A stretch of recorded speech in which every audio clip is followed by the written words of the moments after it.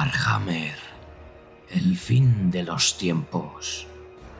Libro 3. La maldición de Khaine, por Gav Thorf.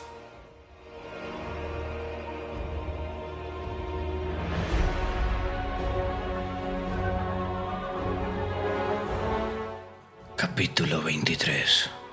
Hermano contra hermano.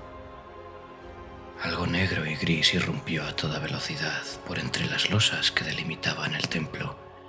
Una sombra impenetrable que parecían los músculos de un caballo inmenso que se contraían y se dilataban. De hecho, cuando aminoró el paso, la aparición adquirió la imagen difusa de un caballo con flancos azabache y crines umbrías. Teclis pasó una pierna por encima del animal y desmontó a pocos pasos de Malekith y de Tyrion. «¡No lo hagas, hermano!», gritó el mago a través de la lluvia de sangre. Tyrion no le prestó la menor atención.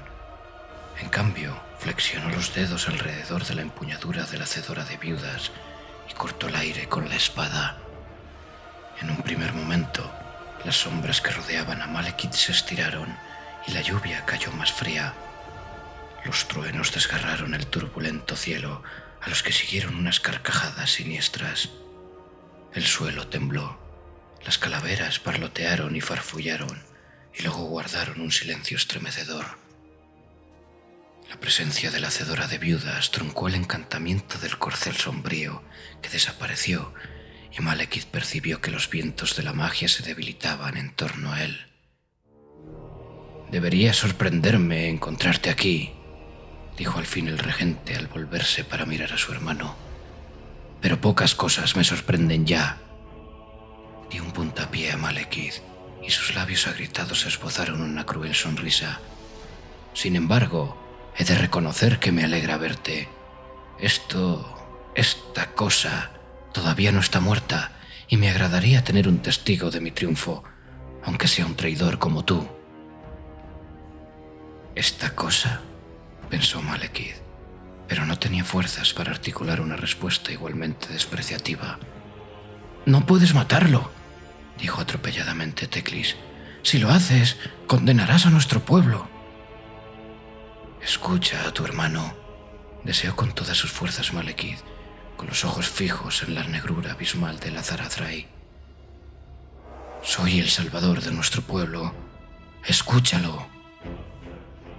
«Nuestro pueblo jamás flaqueará mientras yo viva para liderarlo», respondió riendo Tyrion. «O al menos para liderar a los que demuestren su valor. La inminente guerra se encargará de hacer la criba necesaria». Malekith logró hacer una mueca al recordar unas palabras similares pronunciadas por él mismo a lo largo de los últimos milenios.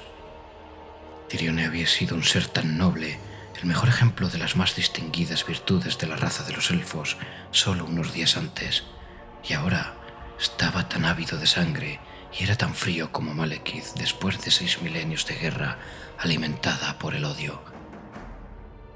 Contempló las facciones carbonizadas del dragón de Kozik y no pudo evitar compararlo con él mismo, resentido y quemado por culpa de otra llama.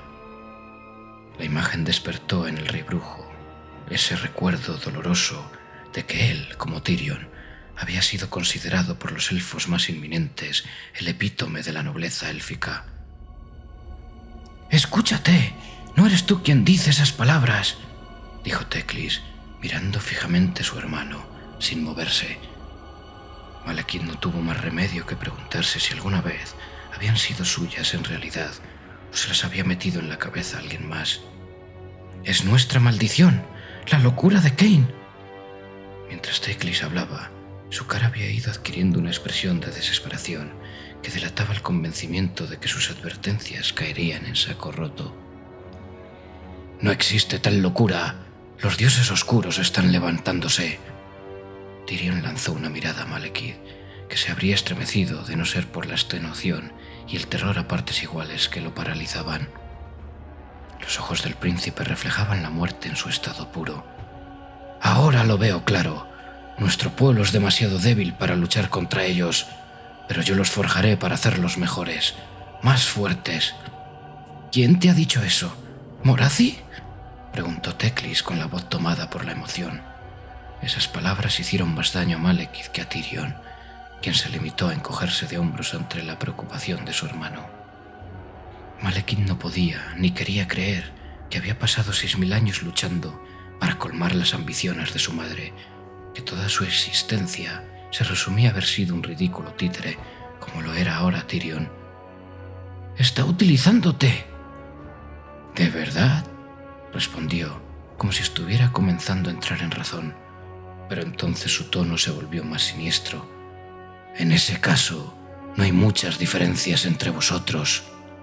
Levantó en alto el colmillo de hielo y un pavor sobrecogedor se apoderó de Malekith, a pesar de que solo un instante antes no había creído posible sentir más miedo. 7000 años, toda una civilización malgastada, porque él había sido demasiado débil para aplastar a aquel principito presuntuoso. Peor aún, porque le había dado demasiado miedo empuñar él mismo la matadioses, o matar a su madre cuando había tenido la oportunidad y un motivo para hacerlo. «Eso da igual, hoy morirá nuestro enemigo ancestral y saldrá un sol nuevo». Arazraí cortó el aire. Tyrion, como buen zopenco que era, no se había percatado de Hysh, que estaba acumulándose alrededor de Teclis. El poder de la luz era considerable, pero el archimago era un experto en pulsar sus profundas raíces y a la vista de Malekith estaba convirtiéndose en una columna de energía blanca que trepaba por el cielo. Cuando el colmillo de hielo inició el descenso, Teclis liberó unas corrientes de Hysh que se convirtieron en cintas de luz pura que agarraron los brazos de Tyrion y truncaron el golpe letal.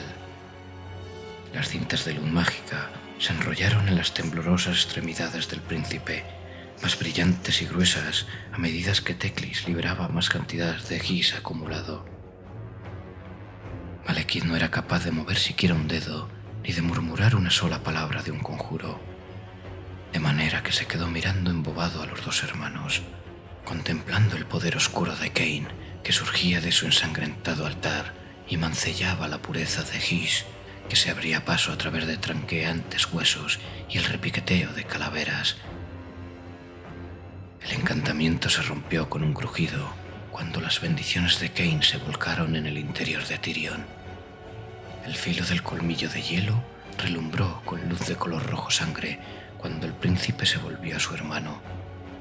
Teclis improvisó precipitadamente un escudo de energía mágica pura a partir de los 7 vientos restantes, y el círculo dorado se mantuvo suspendido delante del mago solo durante un segundo antes de que Tyrion lo atravesara y con la mano con la que empuñaba el Azerothrai derribara a Teclis de un puñetazo. Malekith, desde su posición recostado contra el altar, pudo ver varias cosas que pasaban desapercibidas para los dos hermanos de tan concentrados que estaban el uno con el otro. El remolino del sombrío Ulgu resplandecía cerca de una de las piedras erguidas que delimitaban el templo, y oculto detrás de la tenebrosa cortina se hallaba Liz Anar. Malekith vio un fino rayo de luz plateado cuando el rey sombrío levantó el fabuloso arco lunar y colocó una flecha en la delgada cuerda. También atisbó un destello blanco que aumentaba gradualmente de tamaño sobre el fondo de nubarrones que cubrían el cielo sobre ese templo.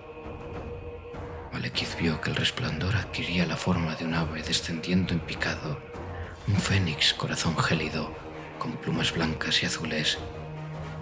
El antiguo pájaro mágico, cuyas llamas la longevidad había convertido en hielo, llevaba sobre la espalda una figura vestida de blanco e Ithilmar, con el blasón de Asurian en la armadura. El rey brujo sabía por los informes de sus agentes que debía ser Caradrian, el capitán de la Guardia del Fénix, el silencioso guardián del templo de Asurian. Al parecer no escaseaban los enemigos dispuestos a acabar con la vida de Malekith. El momento de terror, de desesperante fracaso, había pasado y el rey brujo se dio cuenta de que se había instalado en él una calma total. Todavía no aceptaba su final, pero las terroríficas consecuencias de su muerte, los pactos infernales que había sellado y que ahora exigían su pago, lo lejos que había llegado para llegar a vivir el tiempo que lo había hecho, eran tan abrumadores que ya no era capaz de abarcarlo todo, y su mente se había replegado hasta un lugar banal de absoluta normalidad. Se preguntó, como quien no quiere la cosa, cuál de los enemigos que lo acechaban lo mataría, y deseó que no fuese Tyrion. El fénix corazón gélido se deslizó en un vuelo rasante por encima del templo, y Caradrian saltó de su espalda, alabarda en mano.